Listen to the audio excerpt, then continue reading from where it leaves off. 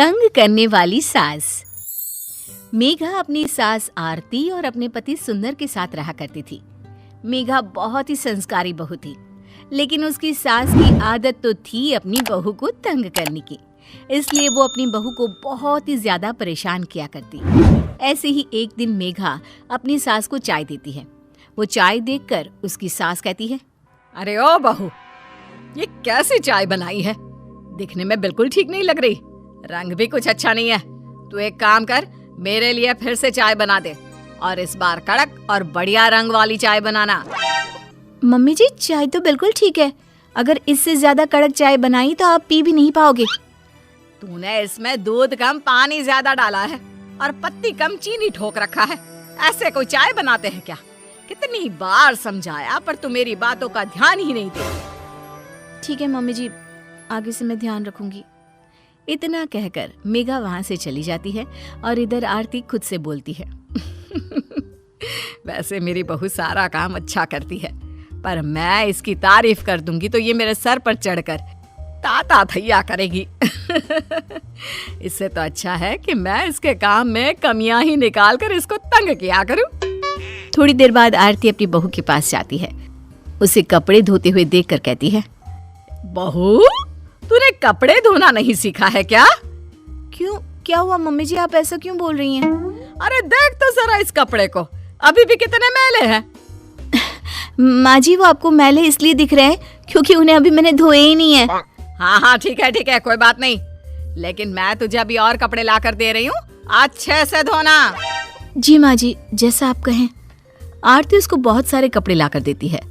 अगले 2 घंटे बाद आरती उसको आवाज लगाती है, मेघा, अब मुझे खाना पीना देगी या नहीं देगी?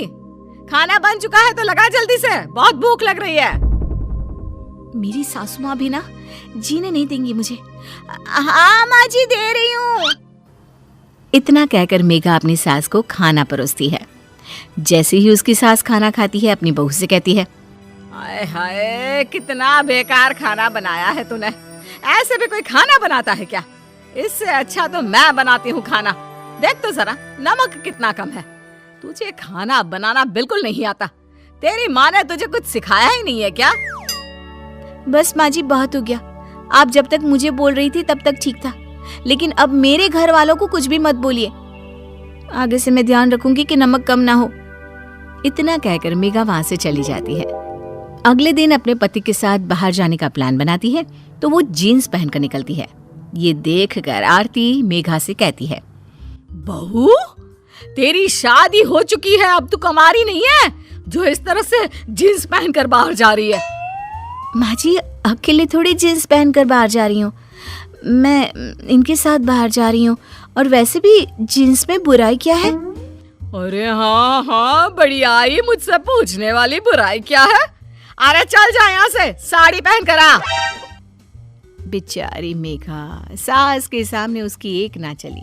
वो जाकर साड़ी पहनकर आती है और दोनों घर से निकलते हैं।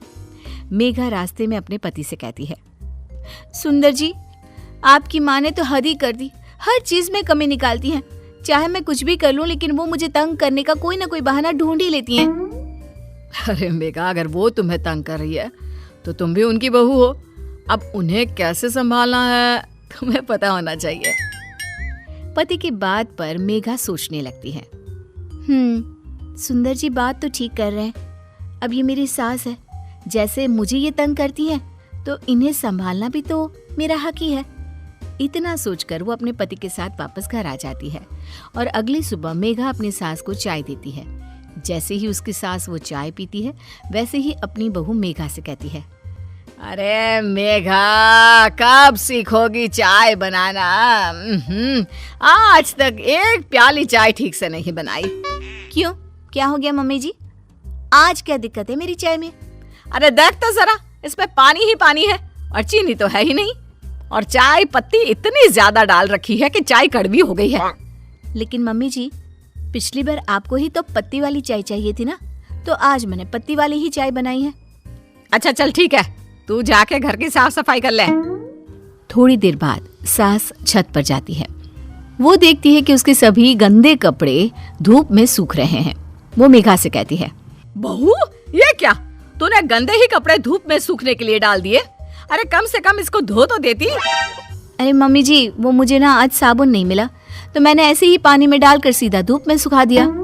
ओहो, जब साबुन ही नहीं था तो इतनी मेहनत भी क्यों करी?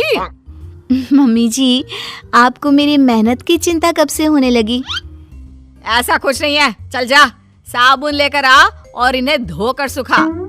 क्या मम्मी जी, आप भी अभी तो मेरी मेहनत की फिक्र कर रही थी और अब फिर से दोबारा मुझसे मेहनत करवाना चाहती है। अरे एक दिन की तो बात है, यही पहन लीजिए ना आप। बहू की बात पर हैरान आरती कुछ बोले बिना वहां से चली जाती है। थोड़ी देर बाद जब शाम होती है, आरती मेघा से कहती है, बहू आज खाना देगी या नहीं? भूखा ही रख रखा है सुबह से तूने। अरे लाती हूँ ना मम्मी जी। आरती को मेघा खाना देती है और जैसे ही आरती खाने का पहला निवाला अपने मुंह में डालती है, वैसे ही उसका मुंह जलने लगता है और गुस्से से तमतमाकर वो मेघा से कहती है, मेघा तुम पागल हो चुकी हो क्या? तुम सब भूल गई हो? अरे पहले कितना अच्छा बनाती थी सब, लेकिन अब तो सब कुछ सत्यानाश कर दिया है। क्यों मम्मी जी, अब मैंने क्या कर दिया? ये खाना देख रही है, इतना तेज नमक और लाल मिर्च तो तूने इतनी भरी हुई है कि मेरा मुंह जल रहा है इसे खाकर। अरे मम्मी जी, आपको ही तो थोड़ा तेज नमक और मसाले वाला खाना चाहिए था ना। कल मैंने ठीक बनाया था तो आपको अच्छा नहीं लगा, इसलिए आज मैंने थोड़ा सा नमक डाल दिया है और लाल मिर्च थोड़ी तेज कर दी। देखिए मैं भी तो आपको ही उसके काम में नुक्स निकाल कर तंग करने की आदत है। अरे मुझे माफ कर दे, मुझे भी तुझे इतना परेशान नहीं करना चाहिए। खाना खा रही हूँ आपके साथ बैठकर, मुझे तो कुछ गलत नहीं लग रहा। ये सब देखकर आरती अब बहू की प्लेट से एक निवाला खाती है तो उसका खाना बिल्कुल ठीक होता है। अब वो अपनी बहू की चतुराई समझ जाती है। तो ये सब तो मुझे परेशान करने के लिए कर रही थी, हैं? क्योंकि मैं तुझे हमेशा तंग किया करती थी, इसीलिए बदला ले रही है ना? अरे नहीं नहीं मम्मी जी, मैं तो बस आपके मुंह से सच्चाई निकलवाना चाहती थी कि आपकी बहू अच्छी है, बस था। आप क्यों माफी मांग रही हैं? आप तो मेरी माँ जैसी हैं और माँ बेटी के बीच नोक-झोंक चलती रहती है, तभी तो कहानी में नमक, मिर्च, मसाला सब बना रहता है। इतना कहकर अब आरती और मेघा दोनों हंसने लगती हैं और सास बहू की कहानी इसी तरह चलती रहती है।